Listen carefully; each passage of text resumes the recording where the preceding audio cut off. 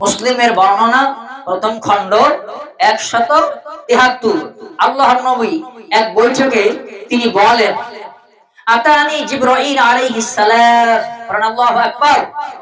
আল্লাহর নবী তিনি বলেন, একদা জিবরাইল আলাইহিস সালাতু ওয়াস সালাম তিনি আমার কাছে আসলেন। একদা জিবরাইল আলাইহিস সালাতু ওয়াস সালাম তিনি আমার কাছে আসলেন। কার কাছে? আমাদের নবীর কাছে। কার কাছে? আমাদের নবীর কাছে আসলেন। মর্মে তিনি বলেন, ফাবাশশিরনি আন্নাহু মান মাতা মিন উম্মতিক। বলেন, ফাবাশশিরনি আন্নাহু মান মাতা মিন উম্মতিক।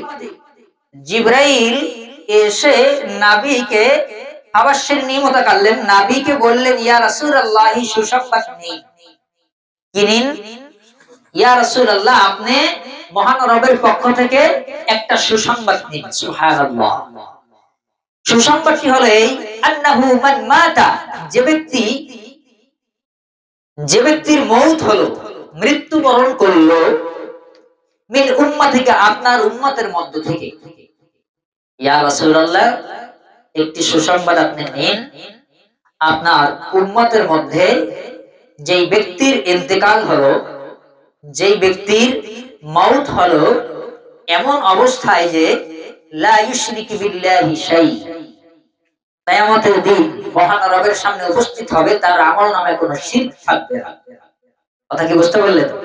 ইয়া রাসূলুল্লাহ একটি সুসংবাদ নিন, আপনার উম্মতের মধ্যে যে ব্যক্তি শিরকে লিপ্ত না হয়ে তার মউত হবে আল্লাহর কাছে শিরক মুক্ত হিসাবে দাঁড়াবে।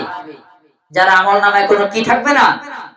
শিরক থাকবে না, শিরকে আকবার থাকবে না, শিরকে আসগর থাকবে না।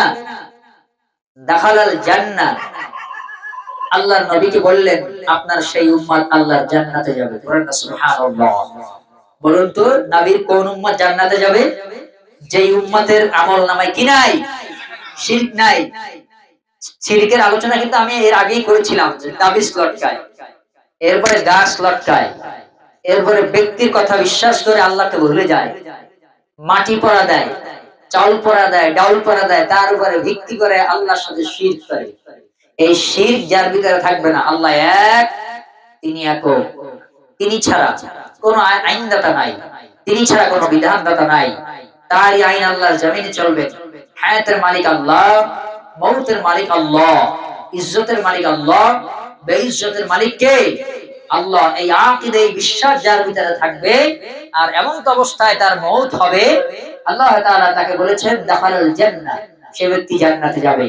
শিরককারী আল্লাহ জান্নাতে যাবে না। এই কথা বলার পরে কুলতু ওয়া ইন জানা ওয়া ইন সারাক। বলেন, কুলতু ওয়া ইন জানা ওয়া ইন সারাক। জিজ্ঞাসা করা হলো, ইয়া রাসূলুল্লাহ, সাহাবায়ে কেরাম এই কথা শুনে আল্লাহর নবীকে জিজ্ঞাসা করা হলো, যদিও সে জিনা করে তাহলেও কি জান্নাতে যাবে? এই কথা জিজ্ঞেস করছে কে? সাহাবায়ে কেরাম। তারা জিজ্ঞেস করলেন, ইয়া রাসূলুল্লাহ আপনার উম্মত শিরকে লিপ্ত হয় নাই, আলহামদুলিল্লাহ, তার মউত হলো, সে আল্লাহ জান্নাতে গেল, ভালো কথা। ওয়া ইন জানা, যদি সে জিনা করে তাও কি জান্নাতে যাবে? যদি সে জিনা করে তাও কি জান্নাতে যাবে? ওয়া ইন সারাক, যদি সে জিনা করে তাহলেও কি সে জান্নাতে যাবে? এক, যদি সে পাপ কাজে লিপ্ত হয়, পাপিষ্ঠ হয়, তাও কি সে আল্লাহর জান্নাতে যাবে? এই কথা আল্লাহর নবীকে জিজ্ঞেস করলেন। তো তখন ক্বালা ওয়া ইন জানা ওয়া ইন সারাক, তখন আল্লাহ তাআলার নবী বললেন, যদিও জিনা করে তবুও সে আল্লাহর জান্নাতে যাবে। সুবহানাল্লাহ। তাহলে জিনা থেকে বড় পাপ কি? শিরক। বলেন, জিনা থেকে বড় পাপ কি? শিরক। এইজন্য জিনা মারাত্মক খারাপ জিনিস, এর থেকে আরো খারাপ তাবিজ লটকানো। কথা কি বুঝতে পারলেন? এর মানে এই নয় যে আপনি জিনা করবেন, জিনা থেকে দূরে থাকতে হবে। বলেন, জিনা থেকে দূরে থাকতে হবে। যদি আপনি থাকতে না পারেন, ঠিকানা ভয়াবহ, ঠিকানা জাহান্নাম।